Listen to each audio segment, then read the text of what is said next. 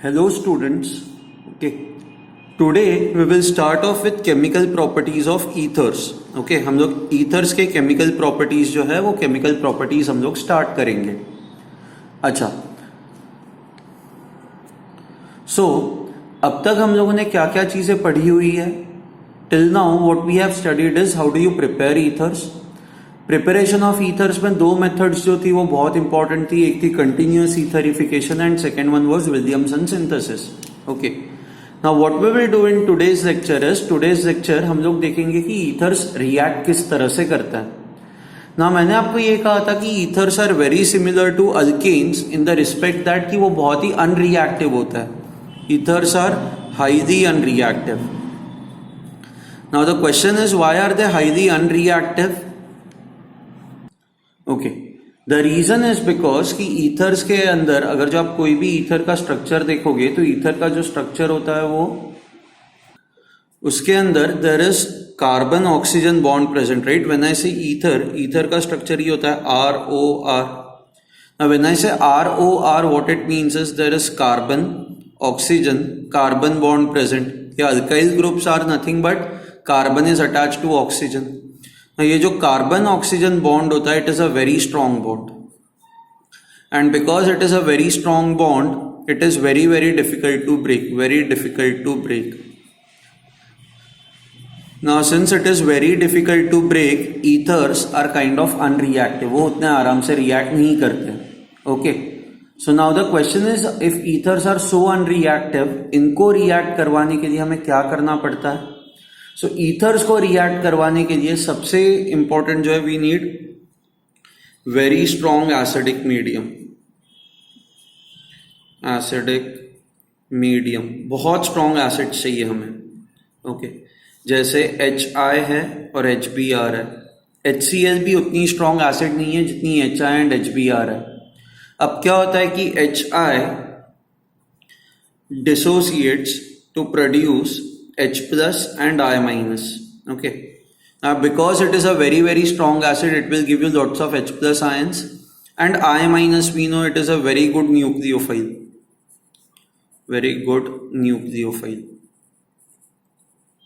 ठीक है.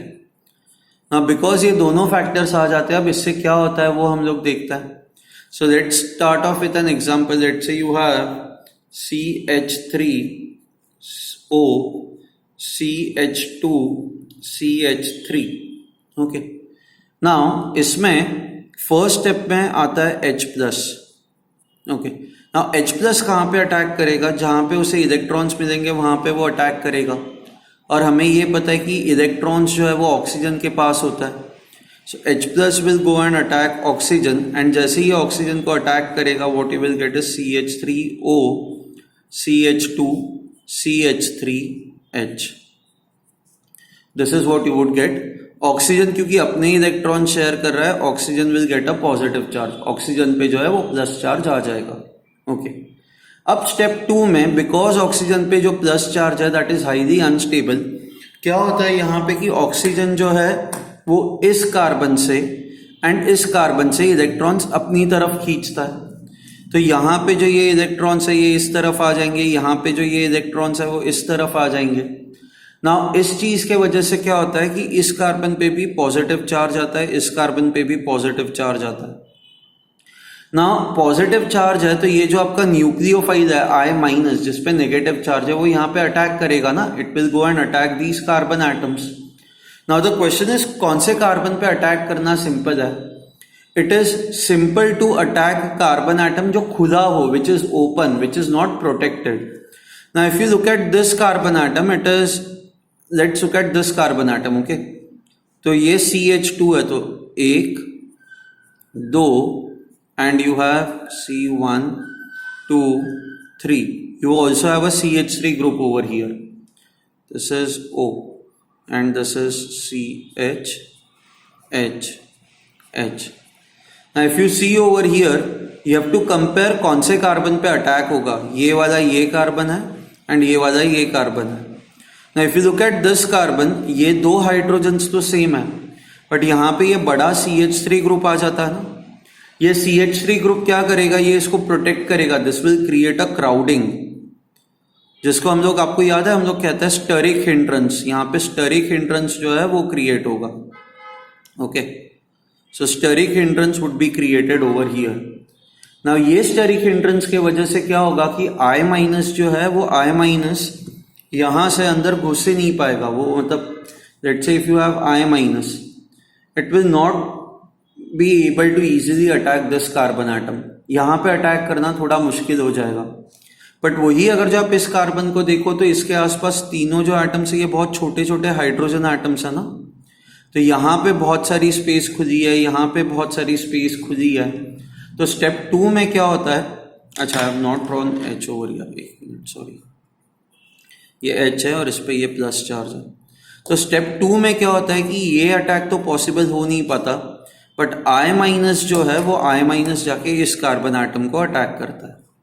It goes and attack this carbon atom. ना जैसे ही ये कार्बन एटम को अटैक करता है क्या होता है कि साइमल्टेनियसली ये दो इलेक्ट्रॉन्स इस ऑक्सीजन पे चले जाता है, ये आपका बॉन्ड ब्रेक हो जाता है, and what you now get is CH3I plus ये क्या बन जाएगा, CH3CH2OH, CH2OH। Okay, so this is methyl iodide, this is ethyl alcohol, iodide, this is ethyl alcohol। now यहाँ पे हम लोगों ने क्या ऑब्जर्व किया, हम लोगों ने ये ऑब्जर्व किया कि दो जो अल्काइल ग्रुप्स थे, एक ये था एंड एक ये था। now this was a smaller alkyl group and this was a larger alkyl group। now iodine जो है वो CH3 के साथ जा रहा है, which is your smaller alkyl group, so I can say that usually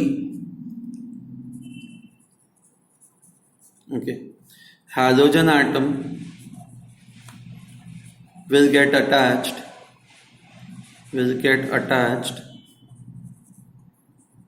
to smaller alkyl group।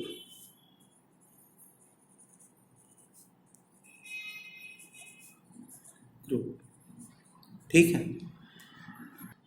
Okay. The second point that you need to remember over here is, if you see यहाँ पे दो चीजें simultaneously हो रही है ना, I minus back side attack कर रहा है, सो यहाँ पे ये बॉन्ड फॉर्म हो रहा है एंड साइमल्टेनियसली ये बॉन्ड ब्रेक हो रहा है। सो जब bond formation and bond breaking ये जब साइमल्टेनियसली होता है, we say that SN2 mechanism takes place.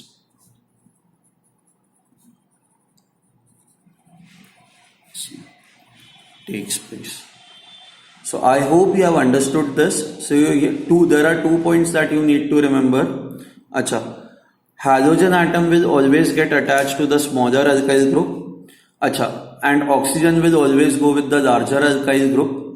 अच्छा, after the reaction what you will get is you will get one molecule of alkyl halide. This is your alkyl halide. You will get one molecule of alcohol. alcohol का एक molecule आपको मिल जाएगा। I hope this is very clear to you. The mechanism followed is basically SN2 mechanism. Okay. अब यहाँ पे 3 से 4 चीजें हमें अब और डिस्कस करनी है रिगार्डिंग दिस रिएक्शन। ओके, अब वो देखते हैं कि if one of the alkyl groups is a tertiary alkyl group, तो क्या होगा उस केस में। Okay,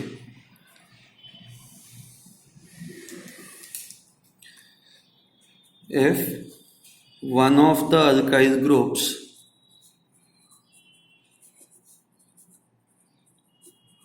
is tertiary,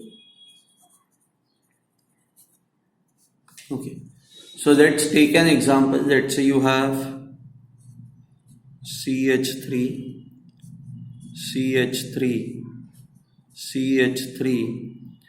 O CH2 CH3। Okay, ये आपका ईथर है। When it reacts with HI, तो HI will break up to produce H plus and I minus। हमें ये पता है कि ये यहाँ पे जाके अटैक करेगा H plus, so what you will get is CH3 O CH2 CH3। okay, now this is plus charge. Now first let me write down the expected products over here. अगर जो ये लॉजिक हम लोग लगाए तो आपके expected products क्या होंगे? ओके, एक्सपेक्टेड प्रोडक्ट्स के लिए the rule is hydrogen atom will always get attach to the smaller alkyl group.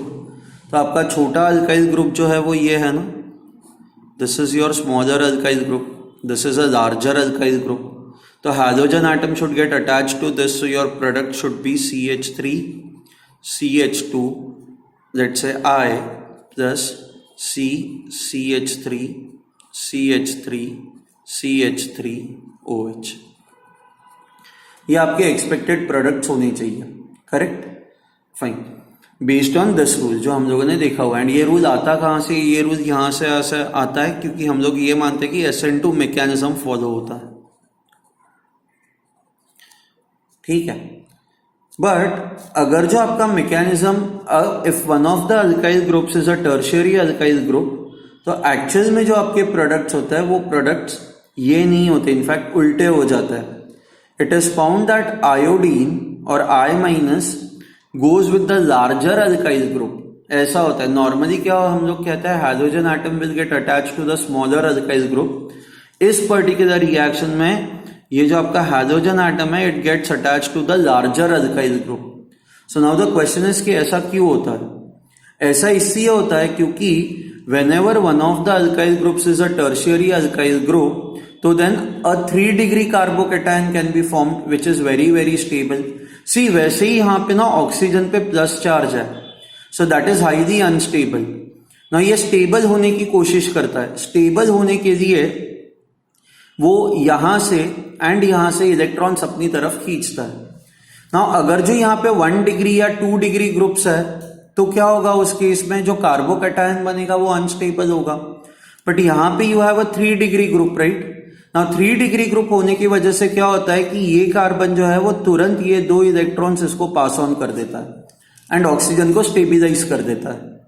तो जैसे ही ये 2 इलेक्ट्रॉन्स यहाँ पे पास हो जाएंगे, what you will get is CH3 CH3 CH3 plus and CH3 CH2 OH.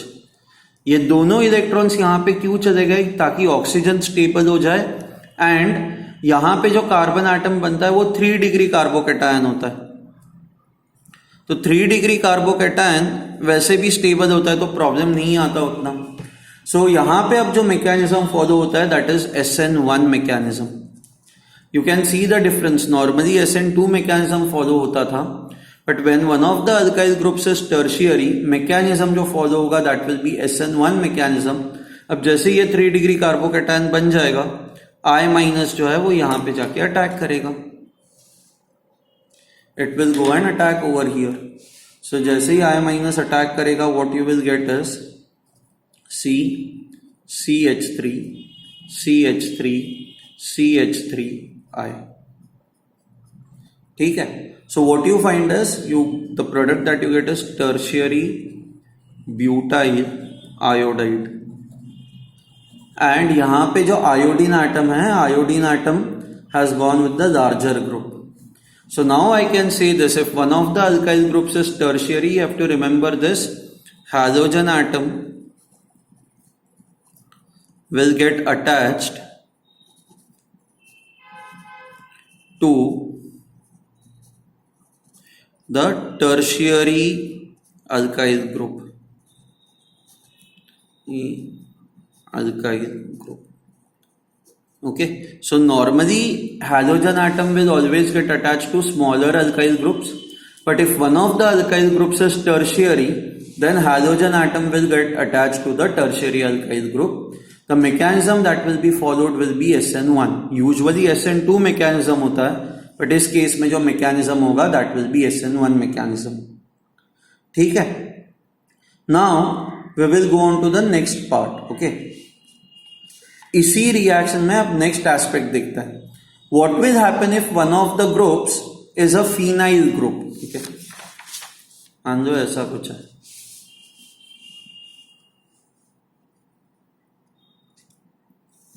This is your ether CH3 CH2O. So this is ethyl phenyl ether.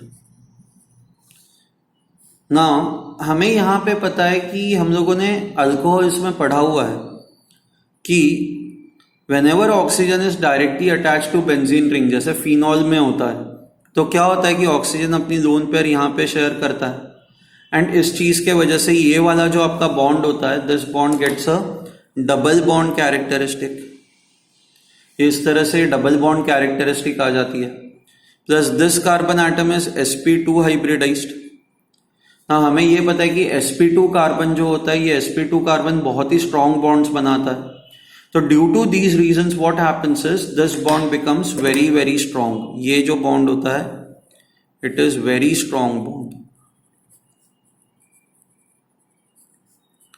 And because this is very strong bond, this cannot be broken. This cannot be broken. तो अगर जो ये bond break नहीं हो सकता, तो oxygen जो है वो हमेशा इसी को अटैच होगा. ओके, ऑक्सीजन जो है वो हमेशा फिनाइल रिंग को ही अटैच रहेगा. तो फिर कौन सा बॉन्ड ब्रेक होगा? ऑक्सीजन का इस कार्बन एटम के साथ ये वाला जो बॉन्ड है, that will get broken. And जब ये ब्रेक हो जाएगा तो आयोडीन जो है वो यहां पे जाके अटैक करेगा. Okay, so when this compound reacts with HI, what you will get is, let me write down the two products over here, CH3 CH2I plus phenol.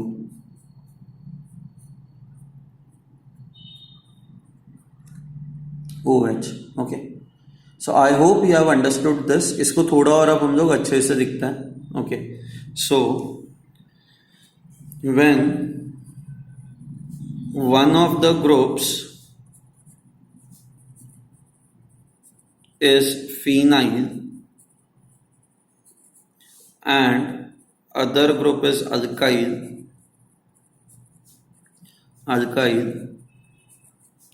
then halogen atom gets attached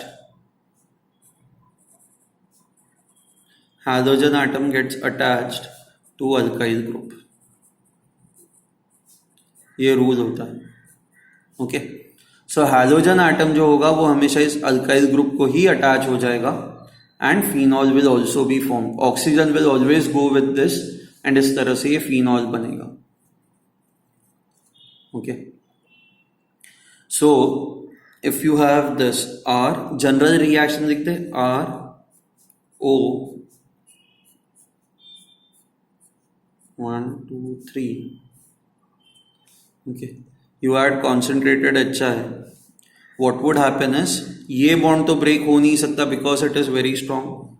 bond आपका ये break होगा. वैसे ही oxygen पे negative charge होता है, this has a plus charge. यहाँ पे hydrogen पे प्लस चार्ज होता है, आयोडीन पे माइनस चार्ज होता है.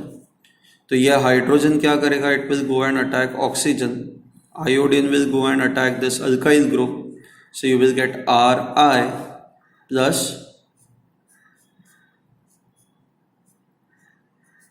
OH. This is what you would get. I hope you have understood this. ठीक है, इसमें कोई डाउट नहीं है आपको. फाइन. नाउ सो हमने दो एस्पेक्ट्स देखे कि अगर जो टर्शियरी अल्काइल ग्रुप हुआ तो क्या होगा. If you have one of the groups that is phenyl group, तो क्या प्रॉब्लम आएगा. Now the third point that we need to understand over here is कि what if we have excess of acid. If acid is present in excess quantity, then see हर case में alcohol भी form हो रहा है ना. मतलब यहाँ पे अगर जो आप देखोगे, हम लोगों ने यहाँ पे ये देखा कि एक कंपाउंड जो है वो अल्कोहल फॉर्म होता है, यहाँ पे भी अल्कोहल फॉर्म होता है. ओके, सो हमेशा अल्कोहल फॉर्म हो ही रहा है. But if acid is present in excess quantity, then it reacts with alcohol with alcohol to form, it reacts with alcohol to form another molecule of alkyl halide, another molecule of alkyl halide. ठीक है. So let's look at an example. Let's say you have CH3 CH2O CH3. When this reacts with HBr, अब मैं HBr consider करता हूँ, तो हमें ये पता है कि कोई भी ग्रुप टर्शियरी नहीं है, तो रूल क्या लगेगा, Br माइनस जो है it will go with the smaller alkyl group. ये आपका स्मॉलर अल्काइल ग्रुप है, तो Br minus will go with this, so you will get CH3 CH2OH plus CH3Br. Okay, but if HBr is present in excess, मान लो HBr is in excess, तो आप लोगों ने alcohols में पढ़ा हुआ है, वापस क्या होगा, HBr इसके साथ रिएक्ट करेगा and there would be a substitution reaction. Br minus will replace OH and what you will get is CH3 CH2 Br plus H2O. So now you can see you are getting two molecules of alkyl halide. ये आपको methyl bromide मिला यहाँ पे, and जो पहले alcohol बना हुआ था वो भी alkyl halide में कन्वर्ट हो गया, so this becomes your ethyl bromide. ठीक है. So I hope this is very very clear to you. इसमें कोई प्रॉब्लम नहीं है. ओके, ठीक है.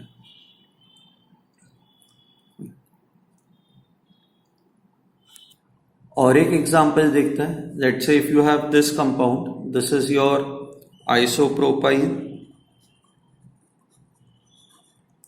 Ethyl ether. Okay, when you add excess of HI, हम लोगों को पता है अगर जो आप नॉर्मल क्वांटिटी HI की ऐड करोगे तो iodine will always go with the smaller group. ये आपका स्मॉलर ग्रुप है, but because you have excess of HI, तो हमें पता है कि ये दोनों ग्रुप्स जो है, ये दोनों ग्रुप्स अल्काइल हैलाइड में ही कन्वर्ट हो जाएंगे. Okay, so what you will get now is CH3 CH CH3 यहाँ पे I plus C2H5I and H2O. I hope this is very very clear to you. ठीक है. नाउ ईथर का अब और एक रिएक्शन है जो हम लोग देखेंगे, that is electrophilic aromatic substitution. एक काम करता है, before we go on to that, इस पे 2-3 और क्वेश्चंस करता है ताकि सारा जो कंफ्यूजन है वो क्लियर हो जाए. ये बहुत ही इंपॉर्टेंट रिएक्शन है. ये आपका फर्स्ट एग्जांपल है. आपको प्रोडक्ट्स गेस करना है. सबसे पहले ये चेक कर दो कि दोनों में से कोई भी टर्शियरी अल्काइल ग्रुप है क्या. If you look at this carbon atom, this is only 1 degree carbon atom, and if you look at this carbon atom, it is also 1 degree carbon atom. तो टर्शियरी वाला concept लगाना ही नहीं है, तो आपको बस यही कंसेप्ट लगाना है, hydrogen atom will go with a smaller alkyl group. आपका जो छोटा अल्काइल ग्रुप है वो ये है. सो आपके जो प्रोडक्ट्स होंगे वो ये होंगे CH3 CH2I plus CH3 CH2 CH CH3 CH2OH. ठीक है ना. अच्छा, एंड यहाँ पे जो मैकेनिज्म फॉलो होगा that is SN2 mechanism. Fine. अब यहाँ पे आता है, अब यहाँ पे पहले वापस वो चेक करता है, दोनों कार्बन एटम्स चेक करो जो ऑक्सीजन को अटैच्ड है. This carbon atom is 1 degree and this carbon atom is 3 degree. अब टर्शियरी ग्रुप आ गया ना, तो जब टर्शियरी ग्रुप आता है तो हमें पता है कि hydrogen atom will go with the tertiary alkyl group. Okay, so the compounds that you will get is CH3 CH2 CH2OH plus you will get CH3 CH2 C CH3 CH3OH. मैंने इसको बस ऐसे उल्टा लिख दिया है. ओके, OH नहीं, sorry, this is I. I am sorry, I, okay. So यहाँ पे mechanism that is followed is SN1। हमें ये पता है कि whenever you have a tertiary alkyl group, mechanism जो फॉलो होता है that is SN1 mechanism. Similarly यहाँ पे अगर जो आप देखोगे तो यहाँ पे oxygen is attached directly to this ring, okay. तो हमें पता है ये बॉन्ड तो ब्रेक हो नहीं सकता, it is very very strong bond. ये साइड पे oxygen is not directly attached to the ring, oxygen is attached to CH2 group, so you can break this bond. इसको ब्रेक करने में कोई प्रॉब्लम नहीं आएगा। So in this case what you will get is ये OH में convert हो जाएगा, 2 3, ये OH में कन्वर्ट हो जाएगा and this will get converted into 1 2 3 CH2I। ना मैकेनिज्म कौन सा फॉलो होगा यहाँ पे? सी, आपको हमेशा ये याद रखना है कि अगर जो कार्बोकैटायन स्टेबल बन सकता है तो पहले वो कार्बोकैटायन बन जाएगा, which means SN1 mechanism follow होगा। बट अगर जो कार्बोकैटायन अनस्टेबल है तो फिर SN2 होगा, ठीक है ना। यहां पे यू कैन सी दैट अगर जो ये मैकेनिज्म देखते कि ये किस तरह से रिएक्शन होगा, 1 2 3 CH2O 1 2 3, concentrated HI will give you H+। यहाँ पे ये H+ जाके इस ऑक्सीजन को अटैक करेगा, ओके। एंड हमें पता है ये बॉन्ड तो ब्रेक हो नहीं सकता, तो चलो मान लेते कि ये वाला जो बॉन्ड है वो इस तरह से ब्रेक होगा कि ये दोनों इलेक्ट्रॉन्स यहाँ पे शिफ्ट हो जाएंगे। तो दोनों यहाँ पे शिफ्ट हो गए तो इस पे प्लस चार्ज आ जाएगा,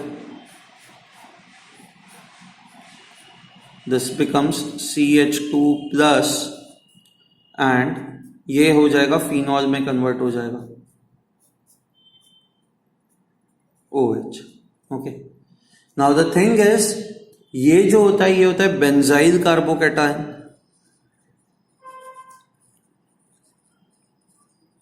एंड बेंजाइल कार्बोकैटायन ये 3 डिग्री से भी ज्यादा स्टेबल होता है, it is extremely stable, very very stable, in fact greater than 3 degree. तो क्या होगा कि ये क्योंकि इतना स्टेबल है ये आराम से बन जाएगा, this will get formed and since carbocation बन रहा है ये जो मैकेनिज्म होगा आपका SN1 मैकेनिज्म होगा। एंड स्टेप 2 में फिर आयोडीन अटैक करेगा यहाँ पे I- and this is what you would get. So यहाँ पे जो मैकेनिज्म फॉलो होगा that is SN1 sorry, carbocation is formed during this reaction. I hope this is clear to you, okay? So please go through this section once again. इसके बाद मैं और एक video upload करूंगा जहां पे एरोमेटिक ईथर्स मतलब एनीसोल, एनीसोल क्या होता है ये कंपाउंड को प्लीज रिमेंबर दिस, 1 ये OCH3 इसको कहा जाता है एनीसोल, ओके। हम लोग एनीसोल के रिएक्शंस देखेंगे। ऑलरेडी हम लोगों ने देखा है कि इसका रिएक्शन विद कॉन्सेंट्रेटेड HI या HBr कैसा होगा। अब इसके हम लोग इलेक्ट्रोफिजिक सब्स्टिट्यूशन रिएक्शंस देखेंगे इसके अंदर, वो हम लोग नेक्स्ट वीडियो में कवर करेंगे, ठीक है। Thank you.